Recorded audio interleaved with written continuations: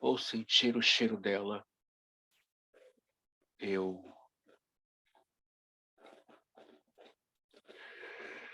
fico nervoso, fico nervosa, me dá um calor, me dá um frio, eh, pia,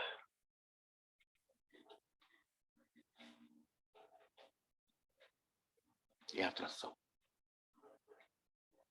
Isso é atração. É isso que o Freud está tratando aqui.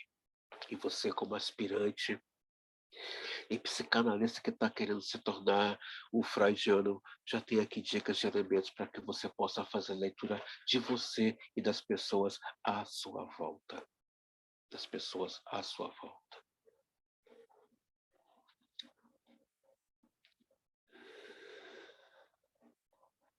Enquanto a iniciação desperta apenas ânsia de empregar funcionalmente, o excesso de excitação, o excitamento procura descarregar-se de forma mais ou menos violentas, que, que são quase ou decididamente patológicas.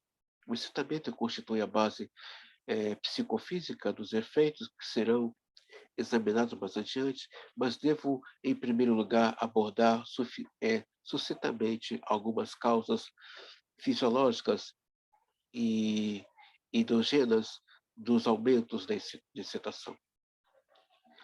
Entre essas, em primeiro lugar, estão as principais necessidades e pulsões fisiológicas do organismo, a necessidade de oxigênio e anseio intenso de alimentos e a sede. Visto que o excitamento que eles disparam está vinculado a certas sensações, ideias intencionais. Esse não é um exemplo tão puro do aumento da excitação como examinado anteriormente, que surgia apenas da aquiescência dos elementos cerebrais.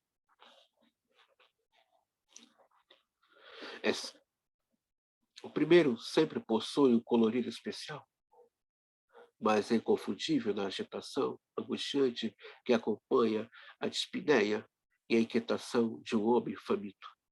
O aumento da excitação que provém dessas fontes é determinado pela alteração química dos próprios elementos cerebrais que estão carentes de oxigênio e de força elástica ou de água.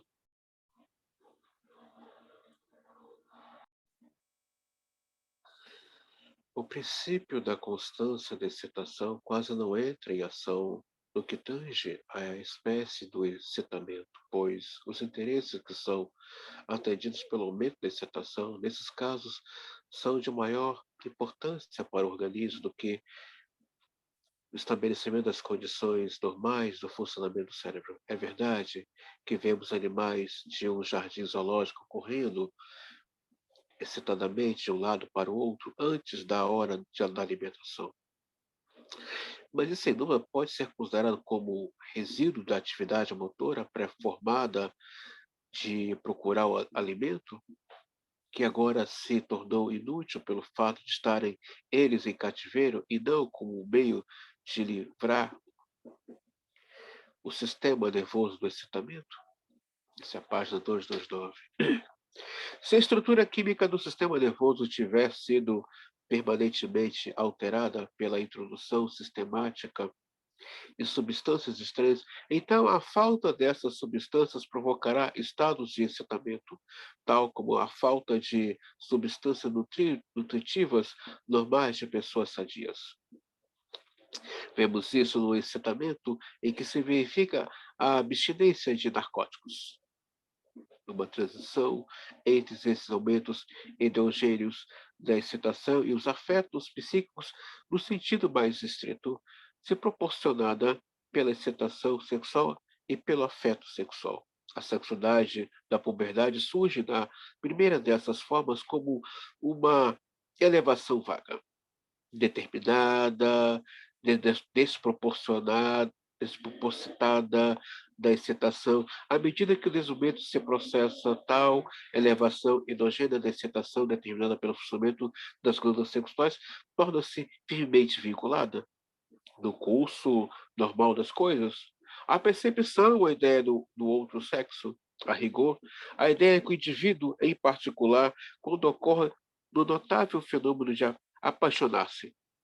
Essa ideia absorve toda a quantidade de excitação liberada pela pulsão sexual e torna-se uma ideia afetiva, em outras palavras, quando está afetivamente presente na consciência, ela estimula o acréscimo da excitação que o afeto se originou de outra fonte, a saber, as glândulas sexuais.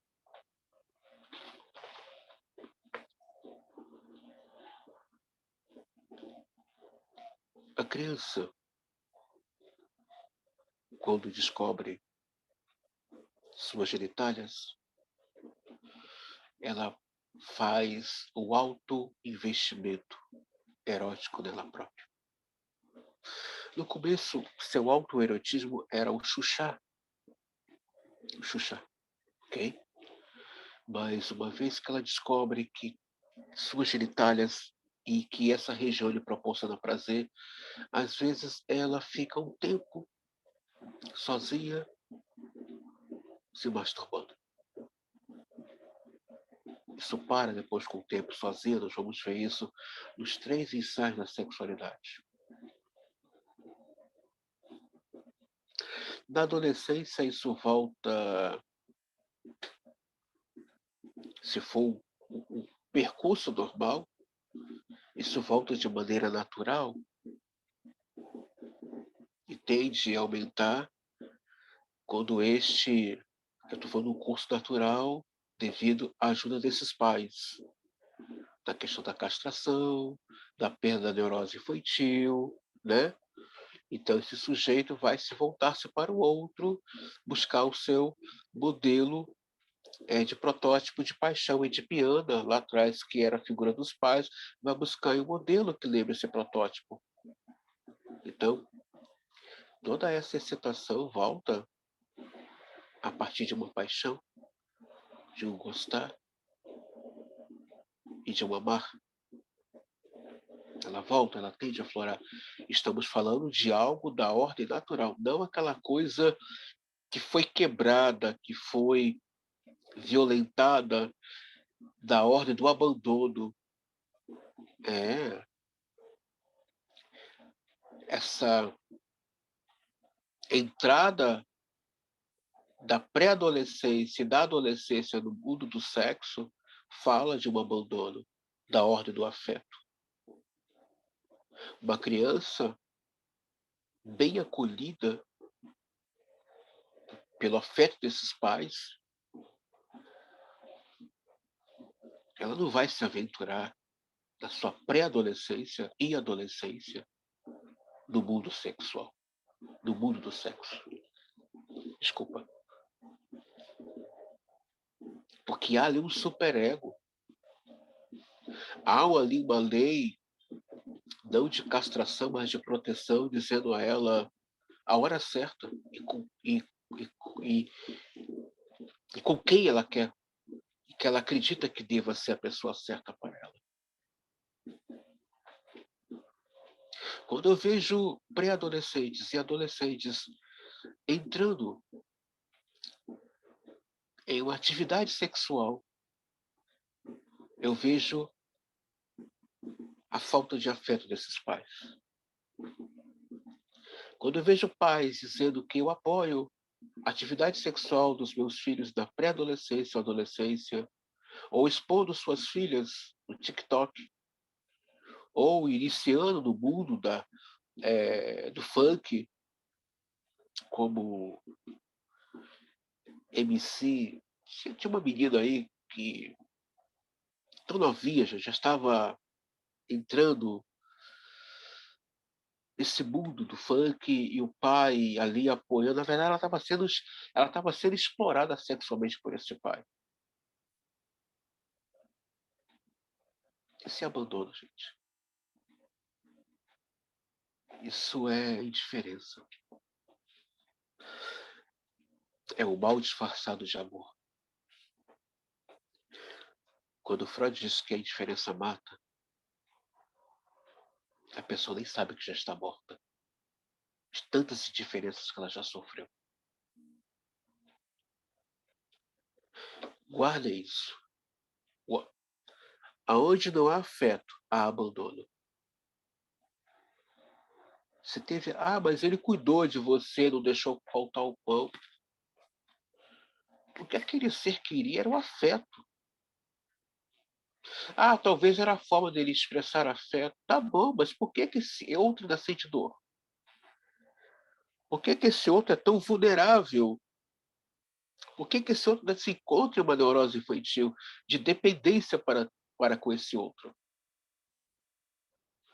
O afeto dos pais é para emancipar essa criança, é para preparar esse adolescente para partir, e não para ficar, e não para ser uma isca ou uma presa de um predador, de um perverso. Não. Temos que tomar cuidado com essas famílias modernas que expõem seus filhos tão cedo no mundo do sexo. Aquilo ali é indiferença. Aquilo ali é perversidade. Temos que tomar cuidado com isso. Temos que estar atentos a essas questões. A pulsão sexual é, sem dúvida, a fonte mais poderosa de acúmulos sistemáticos da excitação.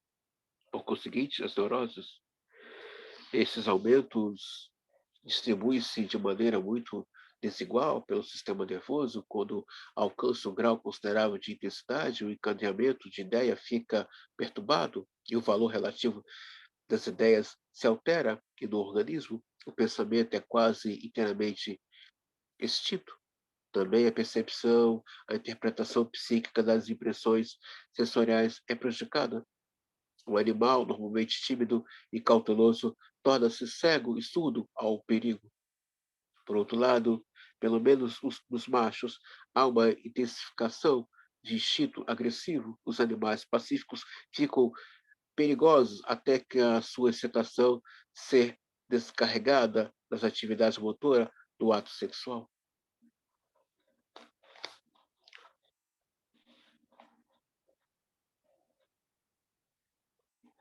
É perigoso. A superproteção, ela coloca esse ser em perigo.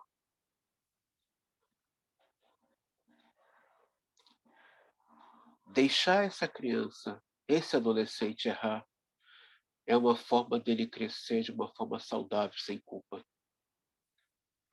e de desenvolver suas percepções de si e do mundo.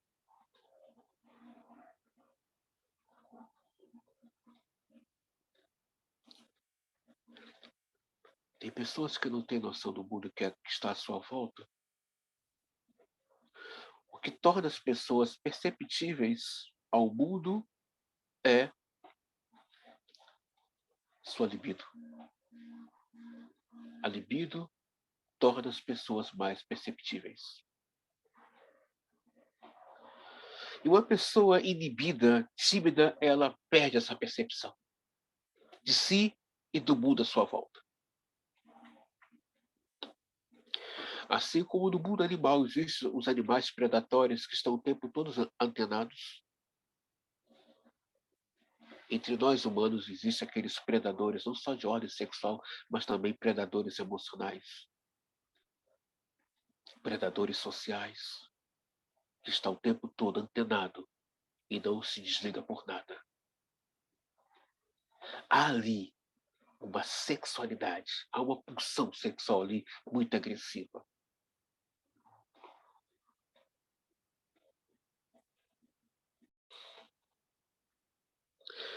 Ainda na página 230, a parte C, tal perturbação do equilíbrio dinâmico do sistema nervoso, uma distribuição não uniforme do aumento da excitação, é o que compõe a faceta psíquica dos afetos.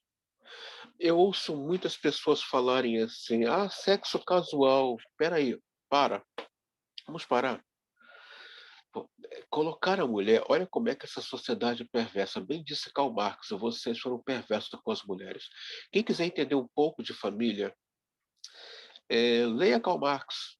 Há uma obra dele literária, é, A Invenção da Família.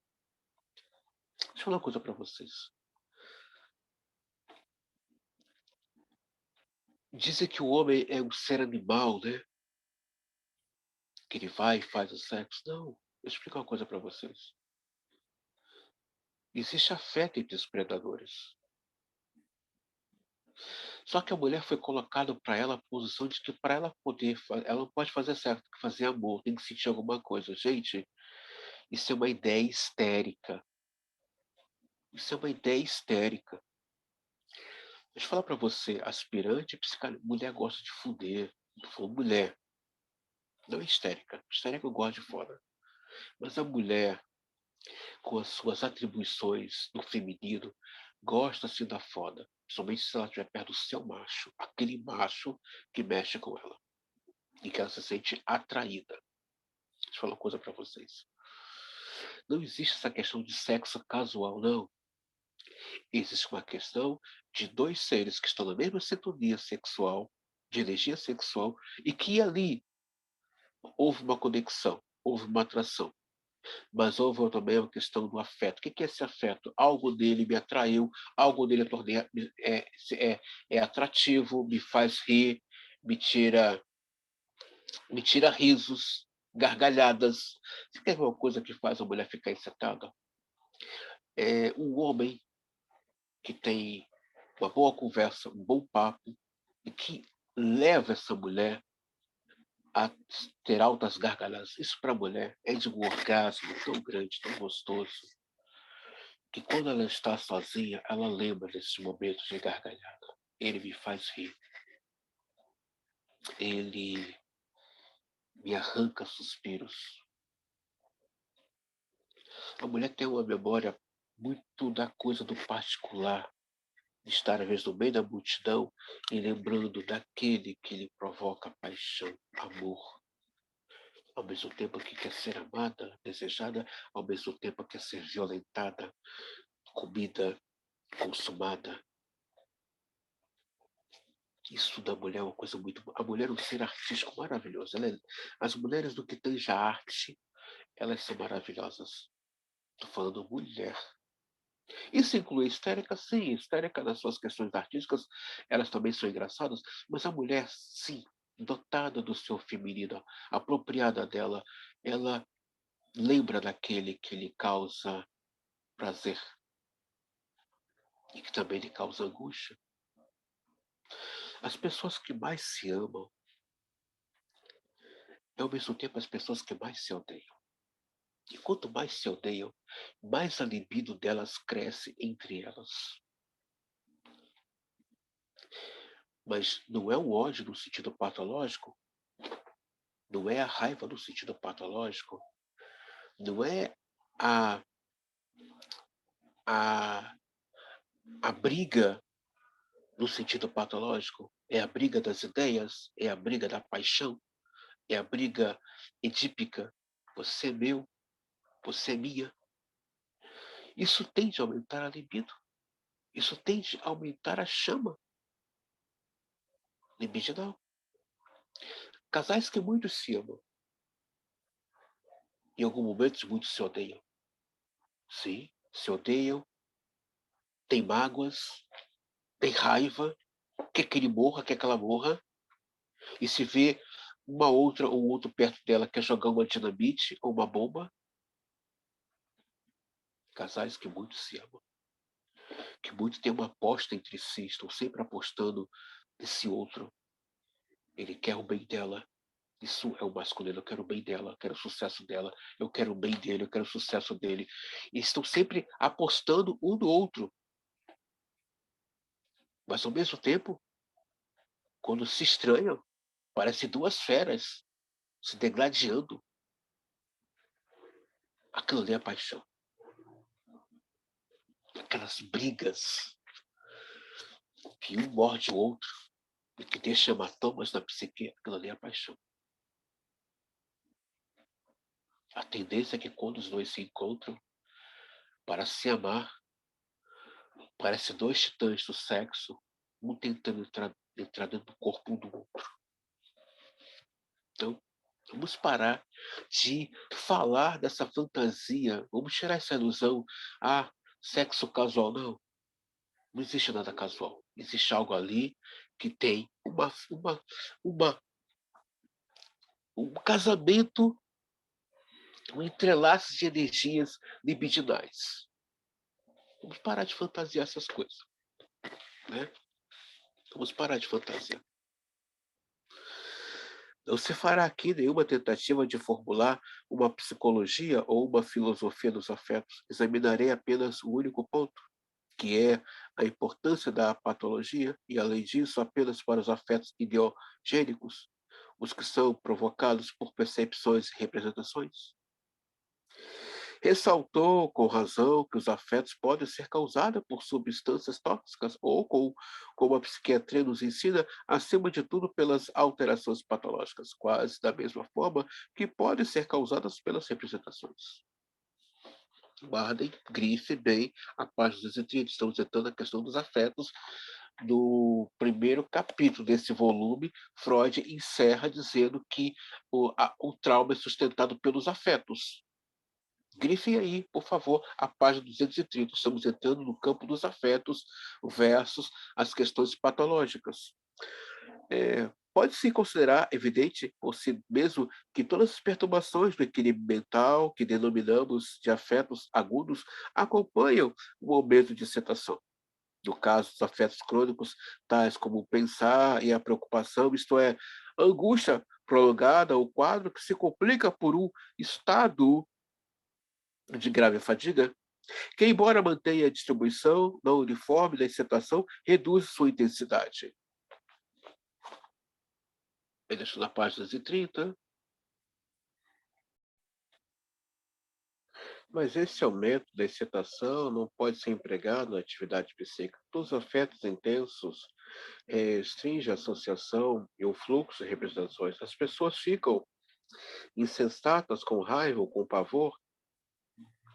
Somente o grupo de representações que provoca o afeto persiste na consciência. O fato com extrema intensidade. Assim, a atividade associativa não consegue aplacar o excitamento. Os afetos que são ativos ou histéricos, entretanto, de fato, aplacam a excitação aumentada através da descarga motora. Os gritos e os saltos de alegria, o maior tônus muscular, as palavras raivosas e as ações retaliatórias, tudo isso permite a excitação se escoe em movimentos. O sofrimento mental, a descarga da respiração difícil e atividade secretoras e soluços e lágrimas é uma constatação cotidiana que tais reações reduzem e aliviam o excitamento, como já tivemos ocasião de observar. A linguagem comum expressa isso em frases que debrulha-se em lágrimas, desabar as mágoas, aquilo que está expelindo nada mais do que é o aumento da excitação cerebral. Ou seja, o que Freud está falando aqui é o que Lacan vai dizer. Não se fala outra coisa na clínica que não é amor.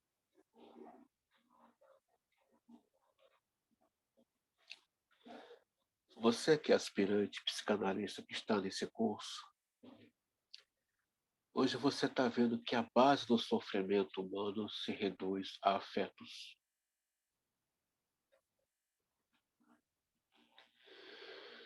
E que essas representações que se aparecem como gatilhos para a sua vida adulta têm a ver com as questões da sua infância, questões reprimidas, boas ou ruins.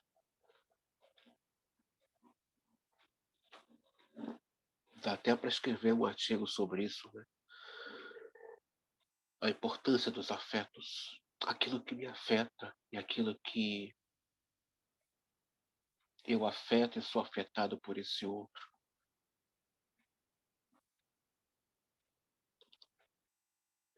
Talvez hoje você que é psicanalista e você que é aspirante vai mudar agora a sua ótica de percepção clínica com relação ao seu paciente, com relação às pessoas à sua volta e até mesmo a você próprio. Somos afetados por todo aquele por quem nós temos uma conexão psíquica, seja da ordem da libido, seja etípica. Ao estar conectado com esse outro, e também o inconsciente está conectado ao inconsciente dele, nos tornamos presas de uma maneira indireta. Por isso que viver é correr o risco. Você é afetado. Uma pessoa em estado de ira ou de cólera, ela está debaixo de um afeto. Uma pessoa alegre, que grita. Uma pessoa que está torcendo pelo seu time, ela está debaixo de um afeto. Uma pessoa que está... Mas tudo isso envolve excitações de ordem libidinal. O afeto não caminha sozinho, sem a libido. A libido está ali presente o tempo todo. A vida humana é muito séria. André, então não vou amar, não quero ser amado, não vou me permitir amar ninguém. Eu digo para você que está assistindo essa videoaula, deixar de amar e abrir mão do amor é pedir para morrer.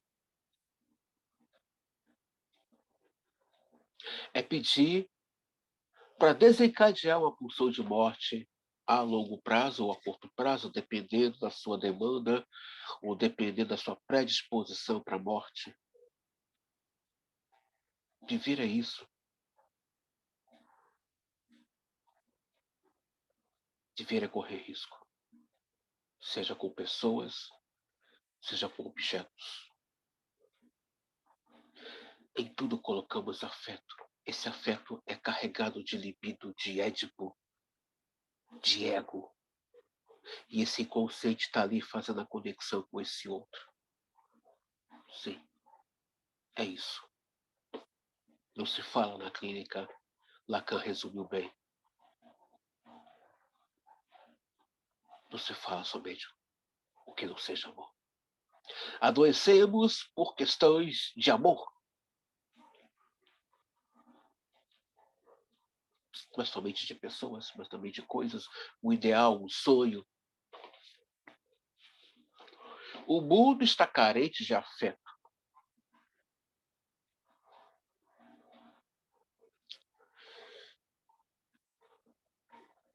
Conheça todas as teorias. Estude. Estude. Você que é aspirante, você que é psicanalista, estude. Mergulhe. Mergulhe em Freud, mergulhe nas demais clínicas.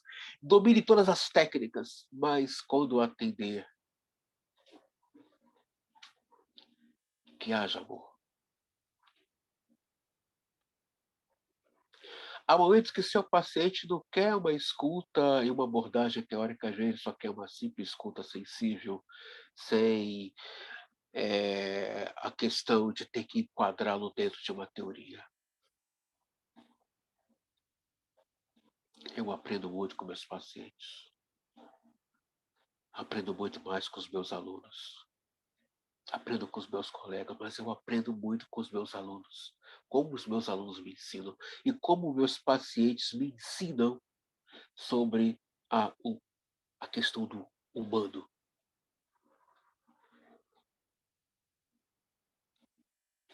A importância de uma escuta sensível toca esse que está falando. Sim. Que dessa aula você saia refletindo a importância do afeto. Por que adoecemos? Porque nos faltou afeto. ou porque fomos afetados e ali desenvolvemos um afeto em cima daquilo que fomos afetados, que é aquela dor. Por uma questão de não só captura narcísica, mas também de insígnia. Eu vou guardar isso aqui como troféu, porque foi ela que me feriu. Que você saiba, a partir de hoje, caro aspirante, caro psicanalista que está assistindo essa aula, que seu paciente que sofre, seja ele de ordem histérica, narcísica, psicossomática, depressivo, ou qualquer outra questão de sofrimento que ele traz ali, saiba, o problema central dele é afeto. E se ele vê em você, analista, uma pessoa que o acolha pela escuta, e essa escuta tem afeto, ele não vai te deixar. Sim. O afeto paralisa as pessoas. Está aqui. Olha aqui. O Freud vai explicar isso bem.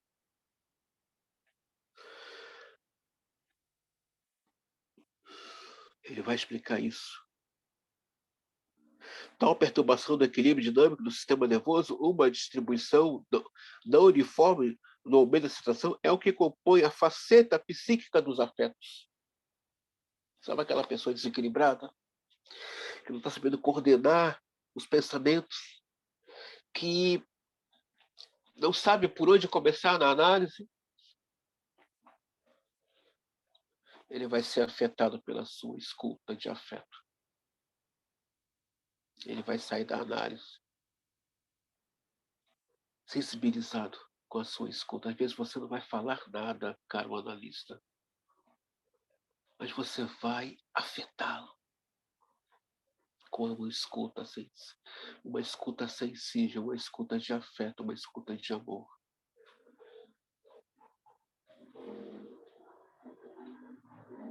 E ele tem algo estranho com esse analista, tem algo estranho com essa analista. Sim.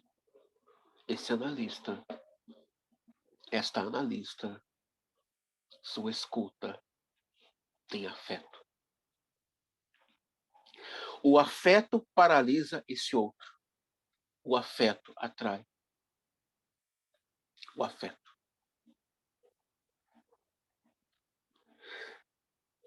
Hoje você vai mudar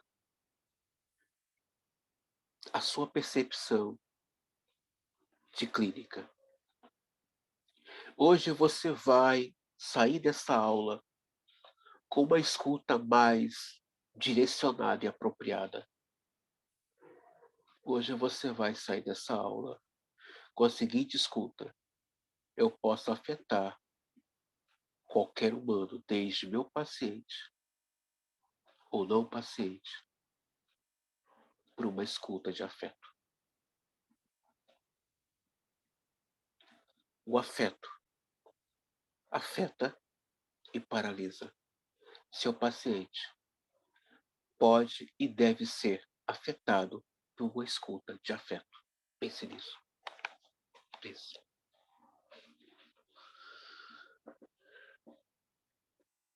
Algumas dessas reações com os atos e as palavras raivosas servem com a finalidade no sentido de promover alguma modificação no estado real das coisas. O resto não serve a qualquer finalidade, ou melhor, seu único objetivo é aplanar o aumento da excitação e estabelecer o equilíbrio psíquico. Na medida em que segue o que consegue e serve a tendência de manter constante excitação intracerebral. Então, aquela pessoa que está gritando, quebrando tudo aí de casa, ou que grita e que chora no seu consultório, há algo ali da ordem do afeto? Existe algo ali da ordem do afeto. E que muitas vezes o seu silêncio, e com essa escuta acolhedora, mas carregada de afeto, pode provocar um ajustamento desse paciente ou desse analisando. Você vai sair dessa aula mais apropriada da sua clínica. Você já está se apropriando. Eu acredito muito em vocês, aspirantes psicanalistas que estão aqui assistindo. Eu acredito cegamente em vocês. Não, não é lisonja, longe de me brincar com o sentimento das pessoas. Eu tenho pavor dessa questão de brincar com o sentimento das pessoas. Seja da ordem do afeto ou do amor. Eu tenho pavor disso. Mas hoje você está saindo dessa aula mais apropriado e mais determinado. Uma escuta de afeto pode fazer você não ter nem horário para tomar um cafezinho ou fazer um xixizinho. Imagine.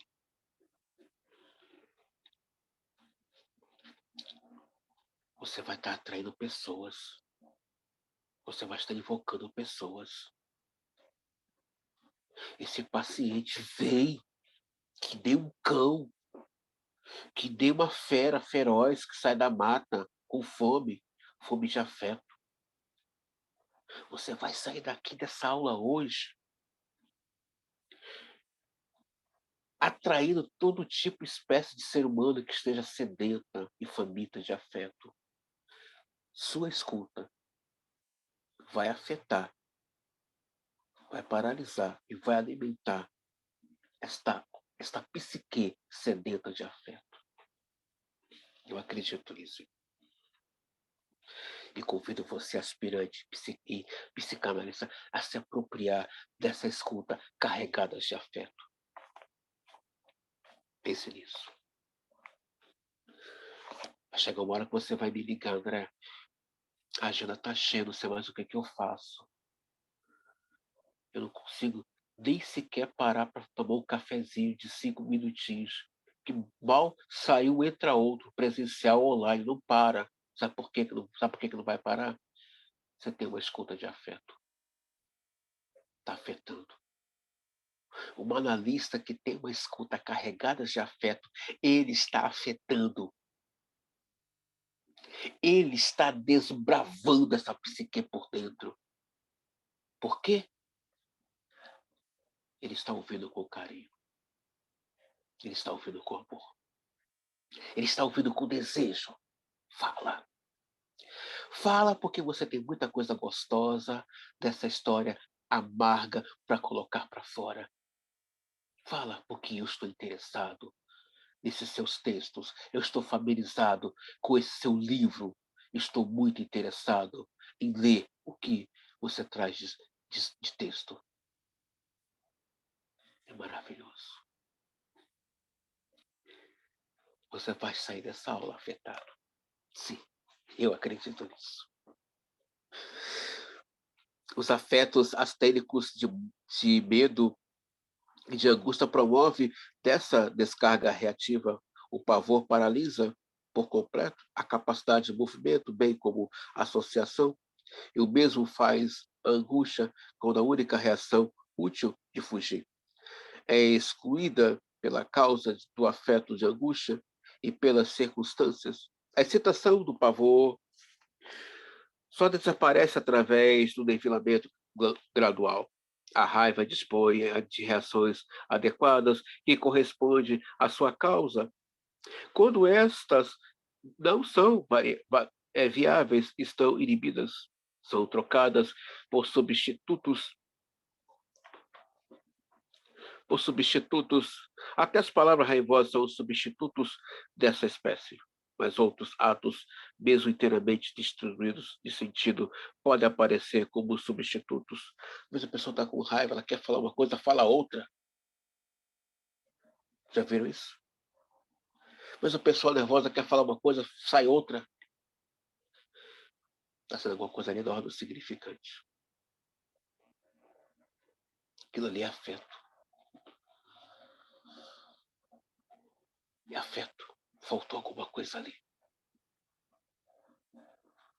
Que está causando desequilíbrio.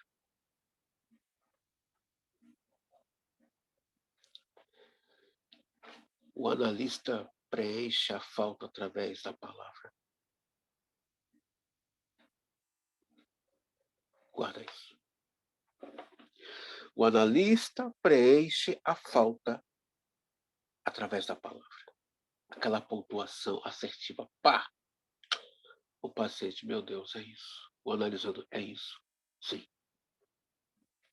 Aquela palavra entrou na falta.